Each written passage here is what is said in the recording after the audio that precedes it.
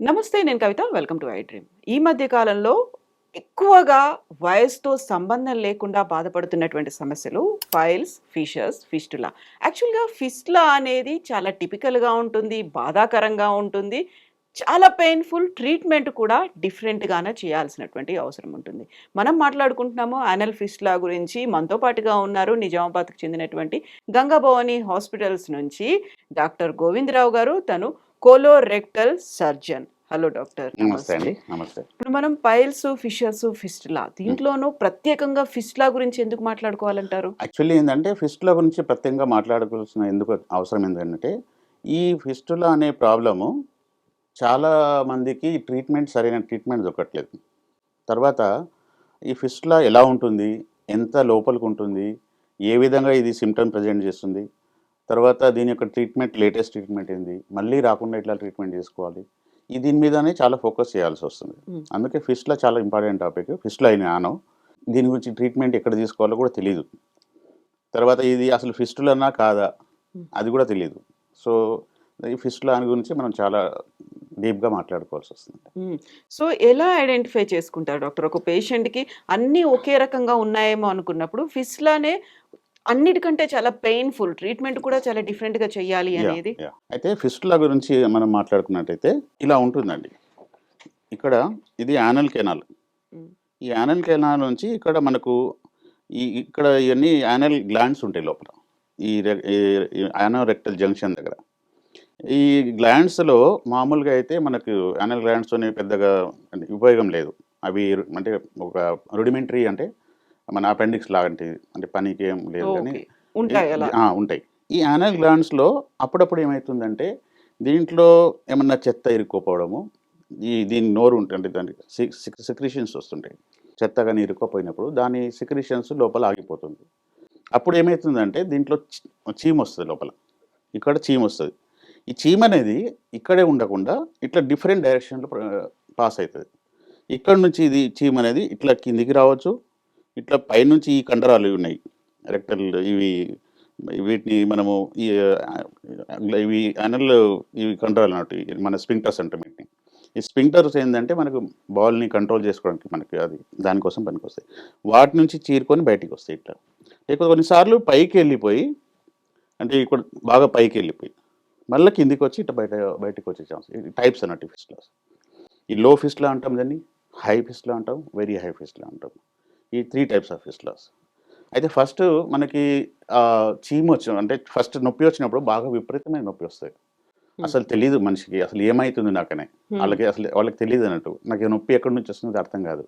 ఎందుకంటే స్పెసిఫిక్‌గా అది ఒక ప్లేస్ అన్నట్టు ఉండదు. లోపలుంటుంది కాబట్టి. ఆ చీమ తయారైనప్పుడు బాగా విపరీతమైన జ్వరము, నొప్పి, కూర్చోలేకపోతారు.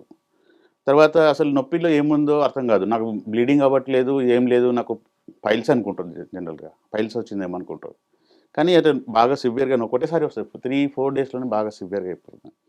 అప్పుడు ఈ పస్ అనేది అటు ఇటు పోయినప్పుడు బాగా బయటికొచ్చేసి పలిగిపోతుందిక్కడ. హ్మ్. చర్మం అవతల. మోషన్ వచ్చే దారి అవతలకి వచ్చేసి ఎక్కడైనా పలిగిపోతుంది. పలిగిపోయిన తర్వాత చీమ ఎళ్ళిపోతుంది. అప్పుడు కొంచెం నొప్పి తగ్గిపోతుంది వాళ్ళకి. కానీ ఈ ఏర్పడిన దారి ఏదైతే ఉందో, ఇది ఎప్పుడు గాని మూసుకుపోదిది. అలాగే ఓపెన్‌గా ఉంటుంది. అలాగే ఉండిపోతుంది. ఇందులోంచి అంటే కొంచెం మోషను, తర్వాత చీము, ఇటు నుంచి సైడ్ నుంచి రావడం ఉంటుంది.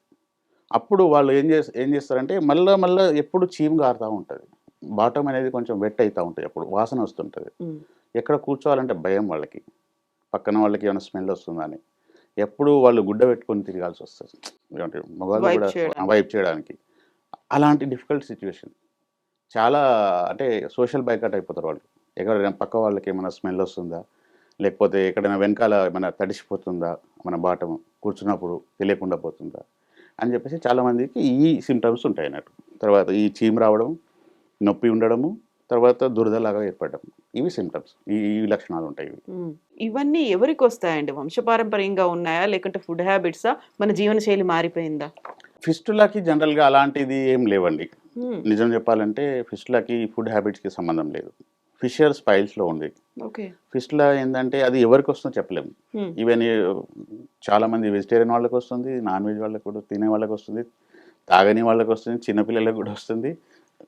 లేడీస్, జెంట్స్ ఎవరు అలా ఈ వయసుతో సంబంధం లేదు దీనికి.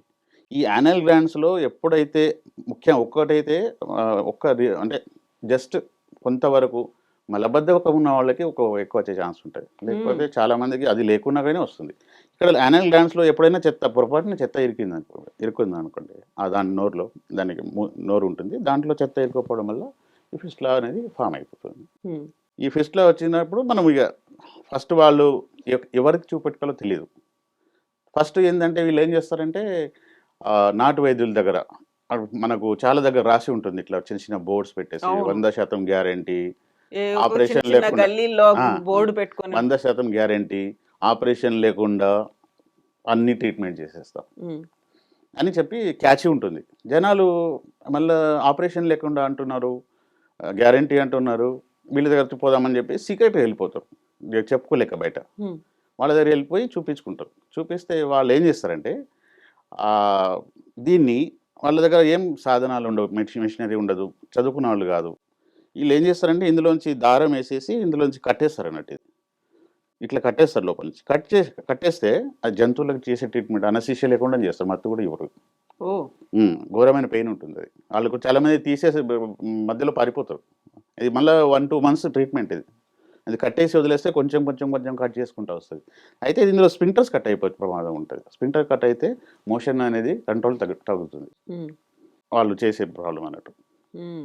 సో, క్వాక్స్ అంటాం మన క్వాక్స్ వాళ్ళు. అంటాం. ఎగ్జాక్ట్‌లీ క్వాక్స్ అంటాం. సో, అట్లాంటివి నమ్మొద్దు. మరి నమ్మదు. డెఫినెట్‌లీ. అది క్వాక్స్ దగ్గర ట్రీట్మెంట్ చేసుకోవడం అనేది చేసుకోకుండా ఉండడం బెటర్. హ్మ్. అట్లే. మీ దగ్గర ఎలాంటి ట్రీట్మెంట్ ఉంది? యాక్చువల్లీ మనం దీని మీద ఫిస్టులా వస్తే ఫస్ట్ డయాగ్నోసిస్ ఏం చేస్తాం. వచ్చిన పేషెంట్‌ని ఎగ్జామిన్ చేసి ప్రాపర్‌గా అంటే ఎక్కడి నుంచి ఇక్కడ వెళ్తుంది, ఇక్కడి నుంచి ఇక్కడ వెళ్తుందా, లోపల నుంచి కొన్నిసార్లు ఫిస్టులాలో ఇంకో రకం ఫిస్టులా ఉంటుందండి. అందులో ఏందంటే ఇవి బయటికి రాదు. హ్మ్. ఇక్కడి నుంచి చీమ ఇటు వెళ్ళిపోతుంది. లోపల నుంచి లోపల. ఇలా అన్నట్టు. ఇదొక టైపు ఫిస్టులా. ఇదేమో లో ఫిస్టులా. ఈ హై ఫిస్టులా అన్నట్టు ఇది. ఇక్కడ ఇంటర్నల్ ఓపెనింగ్ ఉంటది. ఇటు సైడ్ ఒకసారి, ఇంకో సైడ్ ఒక బ్రాంచ్ లాగా వెళ్ళిపోతుంది. సో, ఈ టైప్ ఫిస్టులాస్ కొంచెం డిఫికల్ట్ ఉంటాయి. అయితే మనం ఫస్ట్ ఇన్వెస్టిగేషన్ చూసినట్టయితే మామూలుగా అయితే క్లినికల్ ఎగ్జామినేషన్ ప్రాపర్ ఎగ్జామిన్ చేస్తే సరిపోతుంది. నాలాంటి అంటే నేనైతే ఎక్స్‌పర్ట్ ఉన్నా కాబట్టి మామూలుగా నేను గుర్తుపట్టేస్తాను. ఇలా ఉంది ఫిస్టులా దానికి ట్రీట్మెంట్ ఏం చేయాల్సొస్తుంది. కొంతమందికి ఎంఆర్ఐ ఫిస్టులోగ్రామ్ అని ఉంటుంది. అది హ్మ్. చేయాల్సొస్తది. ఎంఆర్ఐ ఫిస్టులోగ్రామ్‌లో ఏందంటే ఇది ఎంతవరకు వెళ్తుంది లోపల, ఏ ఏ కండరాల నుంచి పాస్ ఆన్ అయితుంది. దానికోసమని ఎంఆర్ఐ ఫిస్టులోగ్రామ్ కొంతమందికి చేపిస్తాం. హ్మ్. అఫోర్డబుల్ ఉంటే చేపిస్తాం. లేకపోతే సర్జరీ కూడా మేము చేసేస్తుంటాం ఆల్మోస్ట్. ఈ ఇన్వెస్టిగేషన్స్. తర్వాత ట్రీట్మెంట్‌కి వచ్చేసరికి ఇప్పుడు ఇంతకుముందు ఏందంటే ఫిస్టులకి సరైన ట్రీట్మెంట్ అనేది అవైలబుల్ లేకుండా మిషనరీస్ లేకున్నప్పుడు చాలామంది దీని మీద స్పెషాలిటీగా ఎవరు చేయలేదు. హ్మ్. ఇప్పుడు చేసిన తర్వాత ఏందంటే ఇది అడ్వాన్స్ ట్రైనింగ్ తీసుకోను నేను. పర్టిక్యులర్‌లీ ముంబై, తర్వాత మలేషియా, సింగపూర్‌లో ఒక ఆల్మోస్ట్ 1 ½ ఇయర్ ట్రైనింగ్ తీసుకున్న దీని నుంచి. ఓకే. ట్రైనింగ్ తీసుకున్న తర్వాత దీని మీద ఒక పూర్తి అవగాహన వచ్చింది. అసలు ఫిస్టులని ఎట్లా ట్రీట్ చేయాలి? తర్వాత మళ్ళీ రాకుండా ఎట్లా ట్రీట్ చేయాలి? ట్రీట్ చేయడం కాదు, మళ్ళీ రాకుండా, మళ్ళా జీవితంలో రావద్దు. ఇంకా చాలామంది పేషెంట్‌లు 4, 5, 6 టైమ్స్, 7 టైమ్స్ వాళ్ళు అలా బయట చేసుకొని ఆళ్ళిగ మా జీవితంలో ఇది ఫిస్టులా పోదు అని చెప్పేసి డిసైడ్ అయిన వాళ్ళు ఉంటారు కొంతమంది. హ్మ్.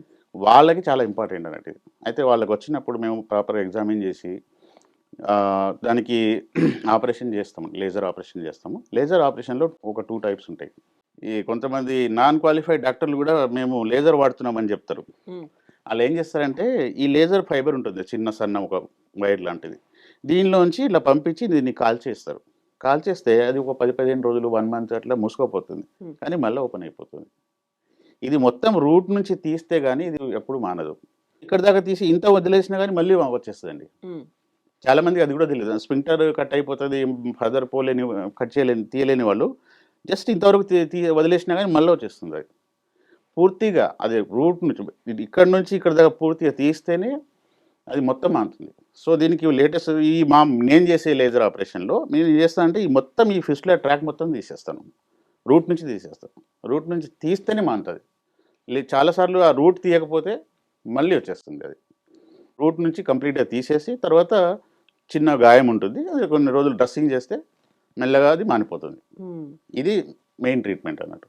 ఎంత టైం తీసుకుంటారు మీరు? ఎప్పుడు డిశ్చార్జ్ చేస్తారు? మా దగ్గర ఇప్పుడు ఫిస్టుల ట్రీట్మెంట్‌కి మార్నింగ్ వస్తే చేసేసి ఒక రాత్రి ఉంచి తెల్లారితే పంపించేస్తాం. ఓకే. మళ్ళా 15 రోజులకు 2 సార్లు డ్రెస్సింగ్‌కి పిలుస్తాం. నేను చూస్తాను. హ్మ్. చాలామందికి వాళ్ళు ఎవరైనా ఫ్యామిలీ మెంబర్సే డ్రెస్సింగ్ చేసేస్తారు. మేము చూపిస్తాం, వీళ్ళు ట్రైన్ దెమ్ ఎట్లా డ్రెస్సింగ్ చేయాలో. అప్పుడు ఆ డ్రెస్సింగ్ మెల్లమెల్లగా పూడుకుంటూ వస్తే అప్పుడు మళ్ళీ రాకుండా ఉంటాయి. సడన్‌గా అది ఒకటేసారి అంటే చేయంగానే మనకు క్యూర్ అయినట్టు అనిపిస్తది. ఫాల్స్ ట్రీట్మెంట్ అయిపోతది. హ్మ్. ఎప్పుడైనా మెల్లగా మానాలా, నీట్‌గా మానాలా, గట్టిగా మానాలా. అలానే అలాంటప్పుడే అది కరెక్ట్ ట్రీట్మెంట్ అవుతుంది. సో, ఈ సమస్యలు రాకుండా ముందు జాగ్రత్తలేమైనా తీసుకోవచ్చంటారా? ముందు జాగ్రత్తలు అంటే ఇప్పుడు మలబద్ధకం ఉన్న వాళ్ళు కొంచెం హ్మ్. మోషన్స్ ఫ్రీ ఉంచుకోవడము, ఆకుకూరలు ఎక్కువ తీసుకోవడము, తర్వాత రెగ్యులర్ బవల్ హ్యాబిట్స్, తర్వాత ఆహ్, టైమింగ్స్. అంటే ఇప్పుడు ఇవన్నీ పోస్ట్‌పోన్ చేసుకోకుండా, హ్మ్. తర్వాత స్ట్రెస్ ఉన్నవాళ్ళు కొంచెం స్ట్రెస్ తగ్గించుకోవడం. ఇలాంటివి కొన్ని ఉంటాయి. తర్వాత అతి ఆల్కహాల్ ఎక్కువ తీసుకోకూడదు. తర్వాత ఈ టీ, కాఫీస్ ఎక్కువ తీసుకోకూడదు. తర్వాత నాన్ వెజ్‌లో చికెన్ ఎక్కువ తీసుకోకూడదు. హ్మ్. మటన్ పర్లేదు. కానీ చికెన్ కొంచెం వేడి ఉంటుంది. హ్మ్. ఎగ్స్ ఇలాంటివి కూడా. చాలా జంక్ ఫుడ్ మైల్డ్‌గా. హ్మ్. బట్ జంక్ ఫుడ్‌లలో ఏందంటే అందులో ఫైబరే ఉండదు. ఫైబర్ ఉండదు కాబట్టి మోషన్స్ ఫ్రీ రాదు. తర్వాత చాలామందికి ఈ ఈ ఒక్క మిస్టేక్ వల్ల పైల్స్ రావచ్చు, ఫిస్ట్‌లా రావచ్చు, ఫిషర్ కూడా రావచ్చు. కానీ ఫిస్ట్‌లా వస్తే మాత్రం కొంచెం డిఫికల్ట్ ట్రీట్మెంట్. చాలామందికి తెలీదు. అసలు ఎక్కడ ట్రీట్మెంట్ తీసుకోవాలి దీనికి? ఎవరు దీనికి స్పెషల్‌గా చేస్తారు? ఎవరు దీనికి అంటే మళ్ళీ రాకుండా ఖచ్చితమైన ట్రీట్మెంట్ ఎవరు దొరుకుతున్నదో తెలుసుకోవాలి చాలామందికి. హ్మ్. హ్మ్. సో, ఇప్పుడు ట్రీట్మెంటు ఫుడ్ హ్యాబిట్స్ ఇవన్నిటితో పాటుగా అసలు మలబద్ధకం అనే సమస్య రాకుండా కూడా తీసుకోవాలి. So, definitely. దాంట్లో మనం తీసుకునేటువంటి లిక్విడ్ డైట్ కావచ్చు, వాటర్ అనేది కూడా ఆ! క్వాంటిటీ ఉంటుంది కదా! Water quantity okay. కానీ ఫైబర్ క్వాంటిటీ ఫైబర్ అంటే మనకు పీచు పదార్థాలున్న ఆహార పదార్థాలు ఉంటాయి కదా! ఆకుకూరలు, తర్వాత బత్తాయి, సంత్రా లాంటిది, తర్వాత ఫ్రూట్స్‌లో హ్మ్. తర్వాత ఆకుకూరలు ఎక్కువ ఉండేటివి. తర్వాత మన రైస్‌లో గూడా కొంచెం అంటే ఆహ్, పాలిష్డ్ తక్కువ కాకుండా. పాలిష్ ఉన్న రైస్ తీసుకోవడము, జొన్న రొట్టెలు తీసుకోవడము బెటర్‌గా ఉంటుంది. హ్మ్. చాలా వరకు అవాయిడ్ చేస్తుందే ఫైబర్‌ని కదా! ఏమన్నా ప్రోటీన్ కంటెంటో లేకుంటే కార్బోహైడ్రేట్స్‌ని మేము కట్ చేస్తున్నాం అని చెప్తారు తప్ప ఫైబర్‌ని యాక్చువల్లీ పెంచాల్సింది ఫైబర్‌ని. ఆహారం ఎంత తీసుకున్నా పర్లేదు గానీ, ఫైబర్ ఉన్న ఫుడ్ తీసుకుంటే ఆకలి గూడా తొందరగా అవ్వదండి. ఎందుకంటే ఇట్ హోల్డ్స్ అంటే డైజెషన్ స్లో ప్రాసెస్‌లో అయితుంది. అదే మనం జంక్ ఫుడ్స్, కూల్ డ్రింక్స్ లేకపోతే ఈ ఫ్రైడ్ ఐటెమ్స్ తీసుకున్న వెంటనే అది డైజెస్ట్ అయిపోతుంది. మళ్ళీ మళ్ళీ ఆకలొస్తుంది. హ్మ్. ఉబకాయం వచ్చే ప్రమాదం ఉంటది. సో, చాలా వరకు మొహమాటాలనేవి ఉంటాయి. బయటికి చెప్పుకుంటే ఒక షేమ్‌ఫుల్‌గా, ఒక అవమానకరంగా యాహ్! ఎవరేమనుకుంటారో అనేటువంటి ఒక ఫీల్ ఉంటుంది కదా! వాళ్ళకేం చెప్తారు మీరు? వీళ్ళు చాలామంది పైల్స్, ఫిస్ట్‌లో ఉన్నవాళ్ళు ఎవరికీ చెప్పుకోలేరు పాపం. హ్మ్. ఎందుకంటే వాళ్ళనే ఆలోచిస్తా ఉంటారు. సీక్రెట్‌గా ట్రీట్మెంట్ ఎక్కడ అయిపోతుందా? లేకపోతే హ్మ్, ఆపరేషన్ లేకుండా ఎక్కడ ట్రీట్మెంట్ అయిపోతుందా? అని ట్రై చేస్తా ఉంటారు ఫస్ట్. ఇలా ట్రై చేసి బాగా డబ్బులు కూడా ఖర్చు పెట్టేస్తారు.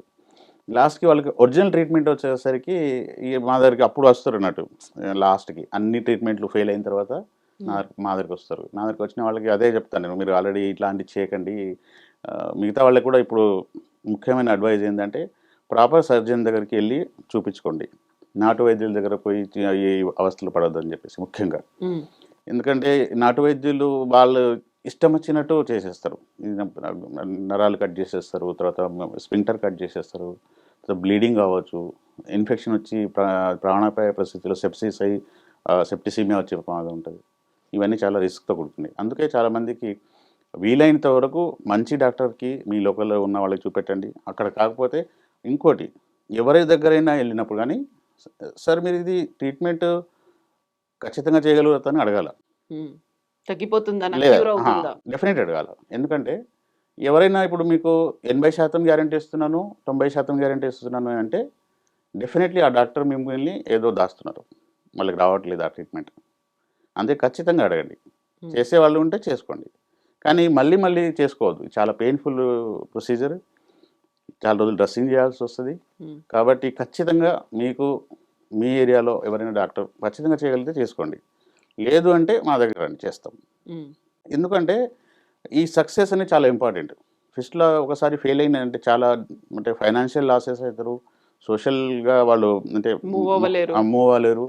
చాలా డిఫికల్టీస్ ఉంటాయి. ఒక్కొక్కరు చాలా డబ్బులు లాస్ అయ్యి జీతాలు లేక పని చేయలేకపోతారు. తర్వాత వాళ్ళు జీతాలు పోతాయి. అంటే ఉద్యోగం పోతుంది.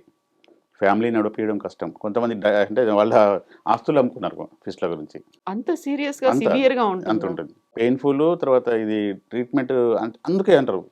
ఇప్పుడు మామూలుగా సొసైటీలో ఒక అపోహ ఉంది, ఆపరేషన్ చేసుకుంటే మళ్ళీ వస్తుందని. వీళ్ళు ఇప్పుడు ఈ నాటు వైద్యులు దాన్ని స్ప్రెడ్ చేశారు, ఆపరేషన్ చేసుకుంటే మళ్ళీ వస్తుంది. అసలు రాదు, చేస్తే ప్రాపర్గా చేస్తే రాదు. ఇప్పుడు డెవలప్ అయిన టెక్నాలజీ ప్రకారం ఏది పాసిబుల్ కాదు. మానవుడు అంతరిక్షంలోనే ప్రయాణిస్తుండే, ఇది ఫిస్ట్లో చేయలేము మనం అని వీళ్ళు అంటే ఈ కొంతమంది నాటు వైద్యులు, కొంతమంది వాళ్ళ బిజినెస్ కోసం అని చెప్పేసి మిస్గైడ్ చేస్తుంటారు. ఆపరేషన్ చేసుకుంటే మళ్ళీ వస్తుంది, చేసుకోకండి అని చెప్పేసి. చేసుకోకుండా ఎలా అండి, ఎన్ని రోజులు సఫర్ అవుతారు మీరు? దెర్ హ్యాస్ టు బి, దానికి ఏదో ట్రీట్మెంట్ ఉండాలి కదా.